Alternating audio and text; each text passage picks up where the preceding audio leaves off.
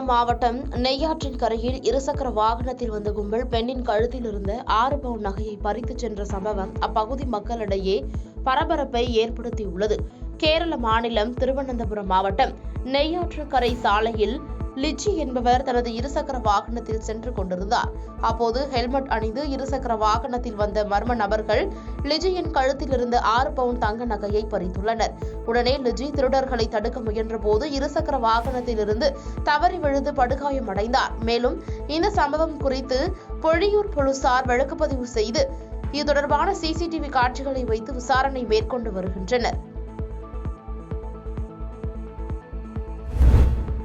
வெப்படை பகுதியில் கஞ்சா விற்பனை செய்துவிட்டு வாகனத்தில் வந்த வட மாநில நபரை போலீசார் விரட்டிச் சென்று கைது செய்தனர்.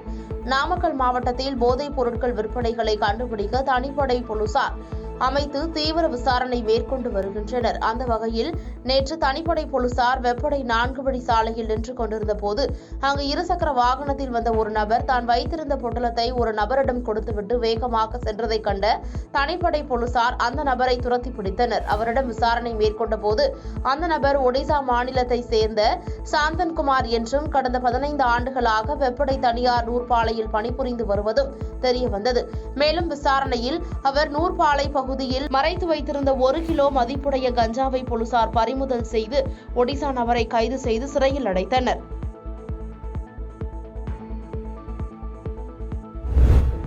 வாணியம்பாடியில் போலீசாரை தள்ளிவிட்டு தப்பி ஓடி ஏரியில் முட்புதரில் பதுங்கியிருந்த குற்றவாளியை தனிப்படை போலீசார் கைது செய்துள்ளனர். திருப்பத்தூர் மாவட்டம் வாணியம்பாடி அடுத்த மேட்டுப்பாளையம் பகுதியைச் சேர்ந்தவர் கதிர்வேல். இவர் பெண் ஒருவரின் புகைப்படங்களை சமூக வலைதளங்களில் பதிவு செய்து விடுவதாக மிரட்டிய புகாரில் வாணியம்பாடி போலீசார் அவரை தேடி வந்தனர். இந்நிலையில் 3 மாதங்களுக்கு பின்பு அந்த இளைஞர் கைது செய்யப்பட்ட நிலையில் வாணியம்பாடி நியூ டவுன் பகுதியில் உள்ள நீதிபதியின் வீட்டின் முன்பு நிறுத்தி வைத்திருந்தனர். அப்போது கதிர்வேல் திடீரென போலீசாரை தள்ளிவிட்டு அங்கிருந்து தப்பி ஓடியுள்ளார். இந்நிலையில் தப்பி ஓடிய கதிர்வேலை வாணியம்பாடி டிஎஸ்பி விஜயகுமார் தலைமையிலான தனிப்படை போலீசார் தேடி வந்த நிலையில் கணவாய்புதூர் ஏரியில் முட்புதரில் பதுங்கி இருந்த கதிர்வேலை சுற்றி வளைத்து கைது செய்து சிறையில் அடைத்தனர். ஆண்டிப்பட்டி காமராஜர் நகர் பகுதியில் நடந்து செல்லும் பெண்களிடம் தொடர்ந்து நடைபெறும் வழிப்பறி சம்பவங்களால் பொதுமக்களிடையே அச்சம் ஏற்பட்டுள்ளது.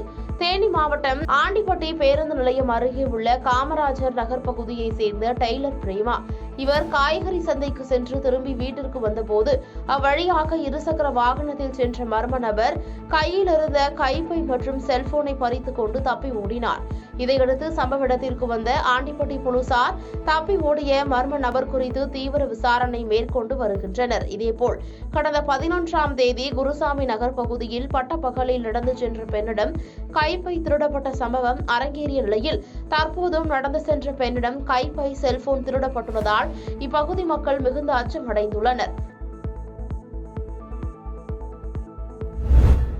திமுக ஒன்றிய செயலாளர் ஆறாமுதன் கொலை வழக்கில் வண்டலூர் ஊராட்சி திமுக தலைவர் தற்போது கைது செய்யப்பட்டுள்ளார். செங்கல்பட்டு மாவட்டம் வண்டலூர் வேம்புலி அம்மன் கோயில் தெருவை சேர்ந்தவர் VS ஆறாமுதன். இவர் காட்டாங்குளத்தூர் வடக்கு ஒன்றிய திமுக செயலாளராகவும் காட்டாங்குளத்தூர் ஒன்றிய குழு துணைத் தலைவராகவும் பதவி வகித்து வருகிறார். இவர் கடந்த மாதம் 29ஆம் தேதி 4 பேர் கொண்ட கும்பலால் நாட்டு வெடிகுண்டு வீசி வெட்டி கொலை செய்யப்பட்டார். இந்த கொலை வழக்கில் ஏற்கனவே கடந்த 1ஆம் தேதி ஈரோடு மாவட்டம் சத்தியமங்கலம் நீதிமன்றத்தில் 5 பேரும் ஸ்ரீவில்லிபுத்தூர் நீதிமன்றத்தில் 4 பேர் சரணடைந்தனர். இந்நிலையில் இந்த கொலைக்கு தூண்டுதலாக இருந்ததாக வண்டலூர் ஊராட்சி தலைவர் முத்தமிழ் செல்வி விஜயராஜ் மற்றும் அவரது கார் ஓட்டுநர் வண்டலூர் ஊராட்சி ஊழியர் துரைராஜ் ஆகிய 2 பேர் தற்போது கைது செய்யப்பட்டுள்ளனர்.